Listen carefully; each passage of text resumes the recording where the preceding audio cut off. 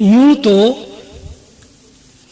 किसी व्यक्ति को, एक ही व्यक्ति को सारे दुनिया के ऐश्वर्य दे दिए जाएं, सारी दुनिया के भोग उसी व्यक्ति को दे दिया जाए, सारी दुनिया की शक्ति भोगने की उसी एक व्यक्ति को दे दी जाए और वो सारे भोगों को और उसको समय भी इतना दिया जाए कि सारे भोग वह खुल के भोग ले, लेकिन फिर भी उसको इस दुनिया में, इस धराधाम पर कोई तृप्त और शांत नहीं देख सकता, नहीं देखा पाया वह जा सकता, फिर भी वह अभावों में ही रहता है।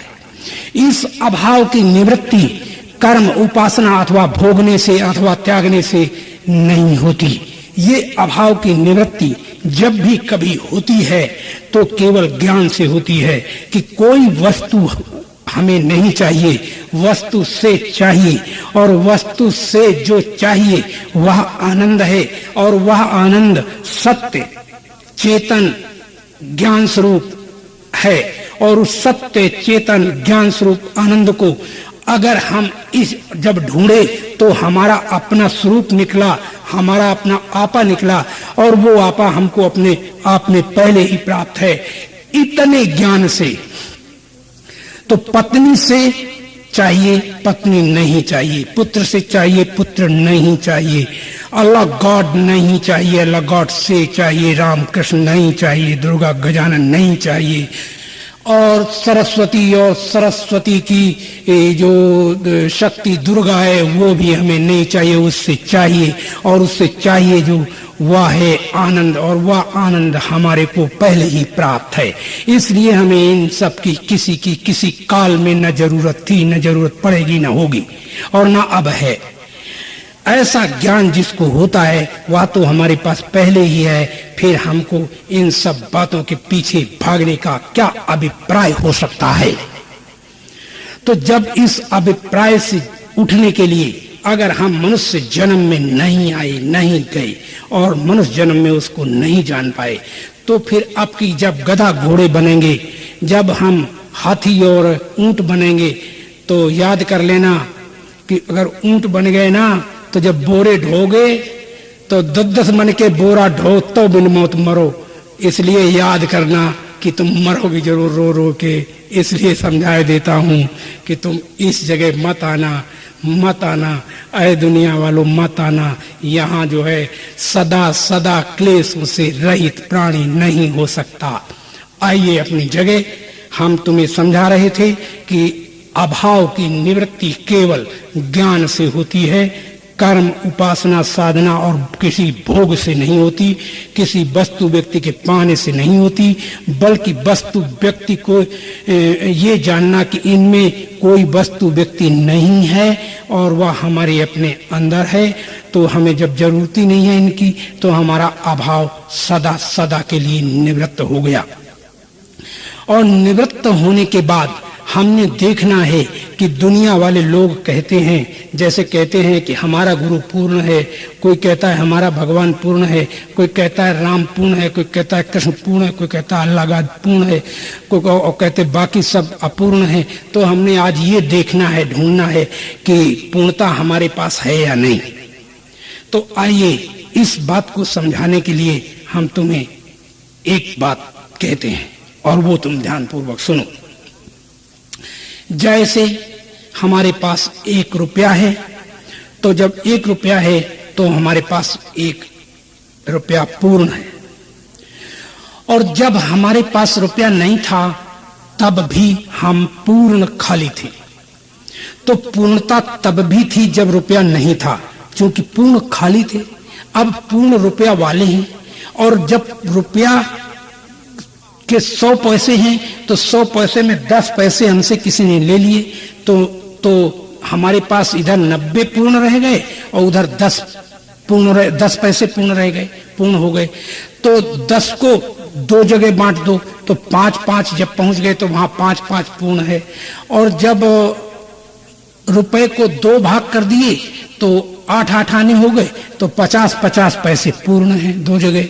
और इस तरह किसी ने कहा, हमारे यहाँ यही तो सिद्धांत है इस सिद्धांत को सुनकर के, इस मंत्र को सुनकर के पाश्चात्य देश के लोग हंसते हैं, कहते हैं ऐसे कैसे हो सकता है। कहे क्या बात है, कहे कि पूर्णमदः पूर्णमिदं पूर्णात् पूर्णमुदच्यते पूर्णस्य पूर्णमादाय पूर्णमेवावशिष्यते। इस मंत्र में कहा गया एक वस्तु पूर्ण है और वह पूर्ण से पूर्ण में, माने उससे पूर्ण से चाहे जितनी चीज निकालो तो भी वो पूर्ण बनी रहेगी, और चाहे सारी की सारी चीज निकाल लो तो भी वह पूर्ण बना रहेगा। पूर्णता कभी खत्म, और चाहे दुनिया की सारी चीजें उसमें और मिला दो तो भी वो पूर्ण बना रहता है। दुनिया की कोई वस्तु अपूर्ण नहीं है, अपूर्ण भी अपने आप में पूर्ण कहलाती है। तो जब पूर्ण है, सब पूर्ण है, तो तुम्हारा गुरु ही कैसे पूर्ण हुआ, तुम्हारे राम ही कैसे पूर्ण हुए, ब्रह्म ही कैसे पूर्ण। यहाँ तो गधा घोड़े ऊंट हाथी पेड़ पौधे सब पूर्ण है। यहाँ तो जड़ चेतन हर अणु अणु पूर्ण है, परमाणु परमाणु पूर्ण है। यहाँ अपूर्ण कौन है, अपूर्ण भी अपने आप में पूर्ण है। तो जब ऐसा कहा गया तो कहा गया अपूर्ण पूर्ण तो है, लेकिन जब रुपया है तो रुपए की जब हम चीज लेने गए तो जितनी चीज रुपए की एक की मिलती है तो एक पैसे से उतनी नहीं मिलती। तो कहा गया नहीं नहीं ऐसा नहीं है। बोले एक जगह एक रुपए की जितनी चीज मिलती है, एक पैसे की दूसरी जगह वही चीज एक पैसे से भी मिल जाती है, और वही एक रुपए से जो चीज मिलती है वो बिना पैसे भी उतनी कोई दे देता है। तो यही कैसे कहा जा सकता है कि रुपए से ही ये चीज प्राप्त होती है, बिना रुपया प्राप्त नहीं होती। तो वो हर समय हर अवस्था में कोई ऐसी वस्तु हमें कोई दिखाए कि जो अपूर्ण हो। इस त्रैकाल जगत में आप पूर्ण, जगत सब पूर्ण, यानी पूर्ण से पूर्ण उपजता है, पूर्ण से कभी अपूर्ण नहीं उपजता। तो जब लोग कहते हैं कि परमात्मा एक है और हम सब अंश रूप हैं, उसके हम टुकड़े हैं, तो वो ये भूल जाते हैं कि परमात्मा पूर्ण है और पूर्ण में कभी टुकड़े होते ही नहीं।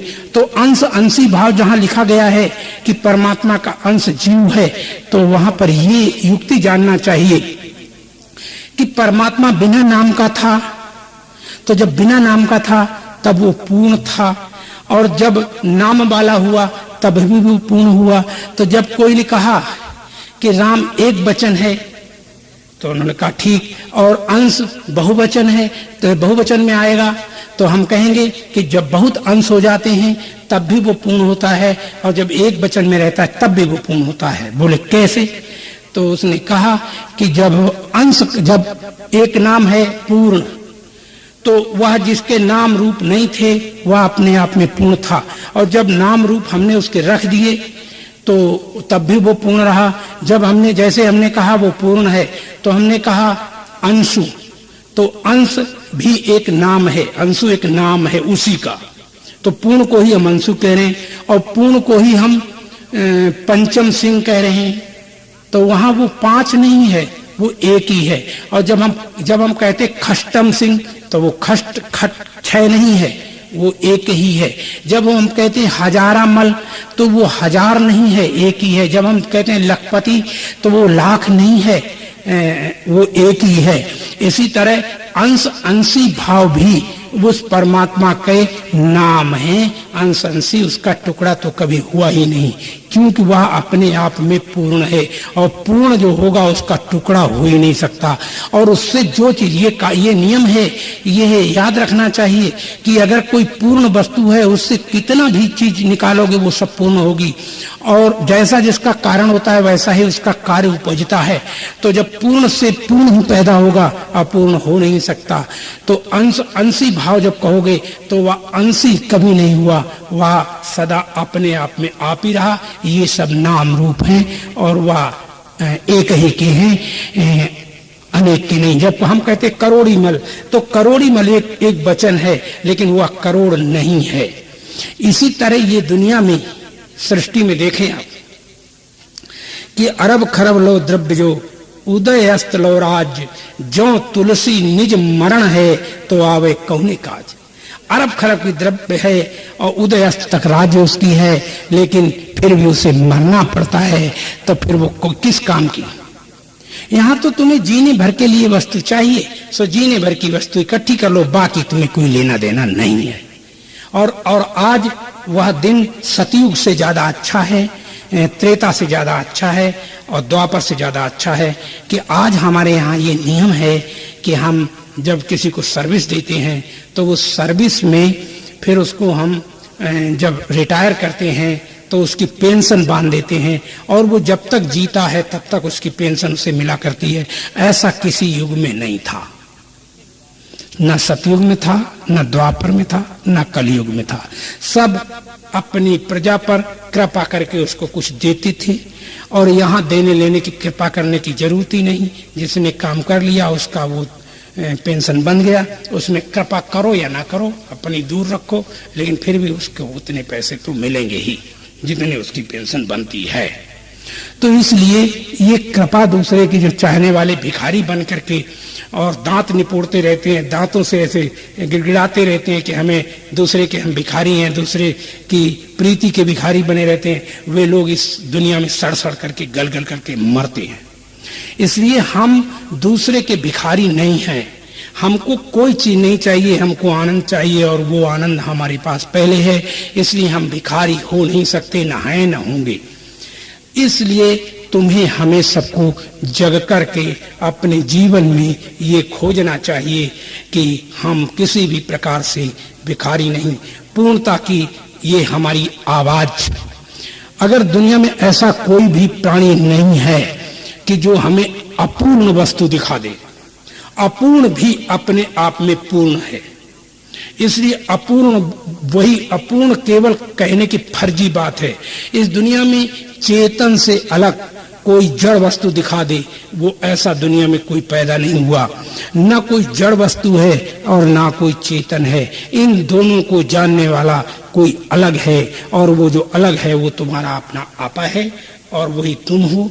और उसी अपने निस्वरूप को अगर तुमने जान लिया तो मौज आ जाएगी, और नहीं जान पाए तो खप खप करके मर जाओगे, सड़ जाओगे, गल गल के मरोगे, जन्मोगे। इस मरने जन्मने से ऊपर उठना तुम्हारा धर्म है। तो जैसे मैंने कहा कि जब 1 रुपया से हमने एक सब्जी खरीदी तो कहीं पर वो 1 पैसे की भी मिल जाती है, तो उस रुपए की शक्ति के 1 पैसे की शक्ति के बराबर है। कहीं कहीं वो फ्री में भी मिल जाती है, तो जब कोई पैसा नहीं है तब भी वो मिल जाती है। तो इसलिए हर चीज अपनी जगह पर पूर्ण और उतनी ही शक्ति रखती है जितनी शक्ति एक बहुत बड़ी चीज में है उतनी ही एक छोटी वस्तु में है। जैसे एक गेंद उठा लें तो गेंद जो है पूरे में अपनी शक्ति रखता है, और सुई की नोक पर उस गेंद को जब हम टांग देते हैं तो जहां पर सुई उसमें चुभी हुई है उसने उतनी ही शक्ति ने, उसी ने उतनी ने सारे गेंद को अपने ऊपर धारण कर लिया, तो वो छोटी सी छोटी जगह भी सारे गेंद को संभालने में समर्थ होती है। ऐसे ही जो छोटे से छोटा अणु परमाणु है वह उसी बड़ी से बड़ी शक्ति के बराबर है। कभी शक्ति छोटी बड़ी नहीं हुआ करती। इसलिए जो समझदार लोग हैं तो कभी किसी को छोटा नहीं जानते और सब कुछ समान जान करके व्यवहार करते हैं, और वो इस संसार में मौज मौज लेकर के और संसार से जाते हैं, हंसते हुए जाते हैं। और जो लोग छोटी बड़ी शक्ति मानते हैं, छोटी बड़ी स्थिति मानते हैं, तो वे लोग उस परमात्मा तक नहीं पहुंच पाते। इसलिए हमारा ये निवेदन है कि कहीं अपूर्ण वस्तु दुनिया में नहीं है, सब पूर्ण है। पूर्ण से पूर्ण जगत पूर्ण ही है, ये निश्चय करो पूर्ण में पूर्ण मैं हूं। ऐसा जानना हमारा तुम्हारा धर्म है, यही हमारी पूर्णता की निशानी है। इस पूर्णता के कारण हमें अपने सत्य वस्तु को जानने में हमारी कीमत बनी रहती है। ये पूर्ण वस्तु हमारा निजानंद है। इसीलिए हमने तुम्हें कहा था पूर्ण से पूर्ण जगत पूर्ण ही है, और ये निश्चय करो पूर्ण में पूर्ण मैं हूं। माने सब में पूर्ण है अपूर्ण है, दोनों चीजें हैं, लेकिन ये पूर्ण को जानने वाला नहीं है तो पूर्ण भी पूर्ण नहीं होगा। इसलिए सबकी सत्ता तुम्हारे से है, वह दूसरे से सत्ता किसी की नहीं कही। तो जिससे सबकी सत्ता है वो तो तुम्हारा अपना निजानंद है और अपना स्वरूप ही तुम्हारा स्वरूप है। बाकी इस दुनिया में कोई स्वरूप अलग तुमसे सब जड़ हैं। तुमसे अलग चाहे राम, चाहे श्याम, चाहे अल्लाह, चाहे गॉड, चाहे जितने नाम वाले लोग हैं, ये सब जड़ पदार्थ हैं। और चूंकि इनमें जानने वाला एक है, और जानने वाला इसीलिए वेद ने ये बात कही थी कि आत्मा वारे द्रष्टव्या, श्रोतव्या, मंतव्या, निधिध्यास्तव्या। आत्मा को जानने के लिए श्रवण करो, मनन करो, निधिध्यासन करो और उसका साक्षात्कार करो। यही साक्षात्कार करने का मतलब है अपने ऊपर से अपने नाम रूप को हटाओ, और अपने नाम रूप को हटा के देखो तो जो शेषों का शेष रह जाता है वह तुम्हारा अपना आपा ही परमात्मा नाम से कहा जाता है। तुम्हें ही श्रुति ने ब्रह्म कहा है, तुम्हें ही श्रुति ने राम कहा है, तुम्हें ही श्रुति ने कृष्ण कहा है। तुम ही एक ऐसे हो जो नाम रूप से रहित और स्वतः सिद्ध हो। इस स्वतः सिद्ध को इसी जन्म में जिसने नहीं जाना वो संसार में मोद मौज नहीं ले पाता। हम आए हैं मनुष्य शरीर धारण करके, तो हम तुम्हारे सामने कभी भी मोद मौज नहीं ले पाते। कैसे, वो मैं तुम्हें समझाता हूं। एक व्यक्ति था, उसका 4 खंड की बिल्डिंग थी। उस बिल्डिंग में आग लग गई। तो आग लग गई, बिल्डिंग जब जल रही थी तो मालिक को लोग घेरे खड़े हुए थे, और जब मालिक को घेरे हुए खड़े हुए थे तो लोग उस बिल्डिंग से कीमती कीमती सामान निकाल करके बाहर जमा कर रहे थे। और जब बाहर जमा कर रहे थे कीमती कीमती सामान निकाल करके, तो थोड़ी देर के बाद एक भागता हुआ व्यक्ति मकान मालिक को, जो लोग घेरे खड़े थे, उस मकान मालिक से बोला कि अभी इस बिल्डिंग में निचले एक खंड में एक बार जाया जा सकता है, इसके बाद पूरी बिल्डिंग में आग फैल जाएगी। तो कोई कीमती वस्तु अगर निचले खंड में कहीं रखी है तो उसे हमें तुम बता दो, हम उसको निकाल लाएं। तो जब ये कहा तो उस मालिक को अपने इकलौते बेटे को आवाज देकर उसने कहा कि रमेश कहाँ है। तो जब उसने कहा रमेश कहाँ है, तो लोगों ने सुना कि इसका कोई बेटा रमेश है। तो तब तक थोड़ी ही देर के बाद उस मालिक ने देखा कि रमेश की पूर्णतया टोटली जली हुई लाश को लोग निकाल के लाए। तो जब जली हुई लाश को लाए, पूर्णतया शांत हो गई थी उसकी लाश। तो पिता ने अपने बेटे को जला हुआ देख करके और बचाया हुआ सामान को देख करके, फिर बचे सामान को, जो बचाया गया था सामान कीमती कीमती, उसको देखा, और फिर लौट के इसको देखा, फिर लौट के उसको देखा, बेटे को मरे को देखा, और फिर सामान को देखा, और फिर एक बार वो चीख करके बोला, हे दुनिया वालों खड़े हो और मेरे प्रश्न का जवाब दो। तो सारे हकबका करके सामने खड़े हो गए।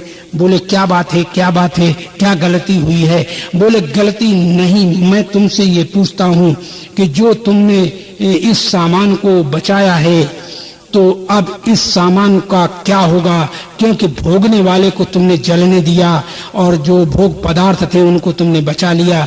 अब इस भोग पदार्थों को भोगने वाला ही नहीं रहा, तो इस भोग पदार्थों को का अब क्या होगा? आप उत्तर दो। किसी के सामने कोई उत्तर था दुनिया में?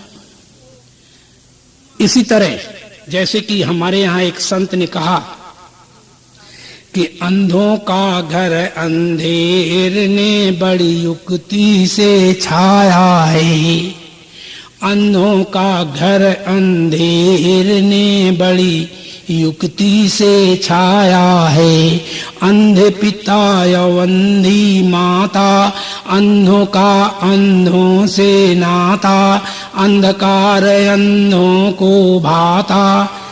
60 कंकर लगे सकेर ने कहीं बड़ा माल पाया है।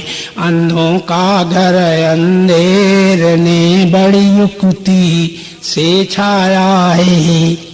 जब कंकर समेटने लगे और कहते हैं बड़ा माल पाया है, जब तुम ये कबाड़ तो भर रहे हो और भोगने वाले को ध्यान ही नहीं दे रहे, भोगने वाले के लिए तुम कुछ नहीं कर रहे, तो प्यारे जब भोगने वाला नहीं रहेगा तो ये कबाड़ तुम्हारे किस काम आएगा।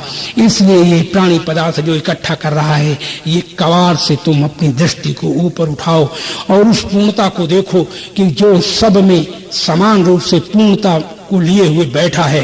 एक अणु अपने बराबर अपने आप में पूर्ण है, और जब 100 अणु होते हैं तो 100 अणु अपने आप में पूर्ण हो जाते हैं। जब करोड़ होते हैं तब भी अपने आप में पूर्ण होते हैं, जब लाख होते तब भी आप में अपने पूर्ण होते हैं। जितने भी हों अपने आप में सारा जगत पूर्ण ही पूर्ण रहता है, और जब पूर्ण से पूर्ण रहता है तो उस पूर्ण को जानने के लिए ये मनुष्य जन्म मिला है। और पूर्णता को जो लोग नहीं जान पाते और अपूर्ण को भी नहीं जान पाते कि अपूर्ण भी पूर्ण है, तो जब ऐसा ज्ञान ही नहीं कर पाते तो क्या कहते हैं, माफी जरूर मांगते रहते हैं कि हे भगवान।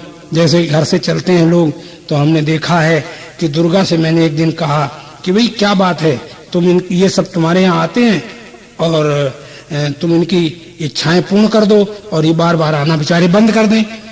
तो दुर्गा ने हमें उत्तर दिया, महाराज हमको ये चाहने वाले नहीं हैं, हमसे सब चाहते हैं, तो तुम बताओ कि हम कहां से इनकी झोली भरें। क्योंकि घर से जब चलते हैं तो ये कहते हैं कि झोली भर के जाएंगे या मर के जाएंगे या कट के जाएंगे, झोली भर के जाएंगे।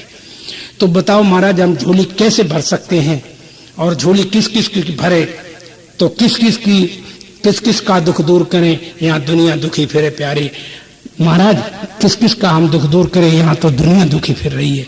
और दुनिया, जब हमने उससे पूछा कि दुर्गा सच बता कि ये दुनिया दुखी है, तो कहा यही तो रोना है कि दुनिया दुखी नहीं है लेकिन फिर भी अपने को दुख स्वरूप मानती है, मैं क्या करूं।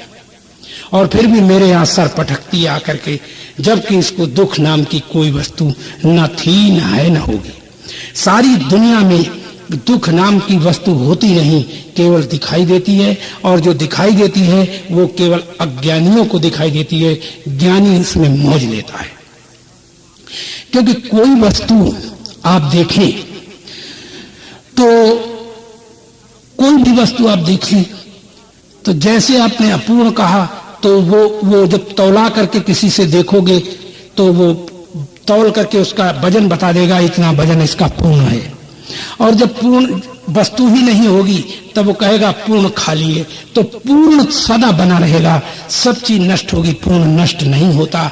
ये पूर्ण ही परमात्मा है, और पूर्ण परमात्मा को जानकर जो लोग उस पूर्ण परमात्मा को नहीं जान पाते और पूर्ण परमात्मा ही बने रहते हैं, तब वह अज्ञान में डूबकर जन्मते मरते सड़ते गलते रहते हैं। इसलिए इस सड़ने और गलने से बचने के लिए तुम्हें पूर्णता जानना जरूरी है। तुम्हारी पूर्णता, तभी तो मैंने कहा था पूर्ण से पूर्ण पैदा होता है, पूर्ण से अपूर्ण कभी पैदा ही नहीं होता। क्योंकि जिसका कारण जैसा होता है वैसा ही कार्य उपजता है। अगर मीठा कोई पदार्थ है, उस पदार्थ से कोई चीज बनाई जाएगी तो मीठी बनेगी, नमकीन नहीं बन सकती।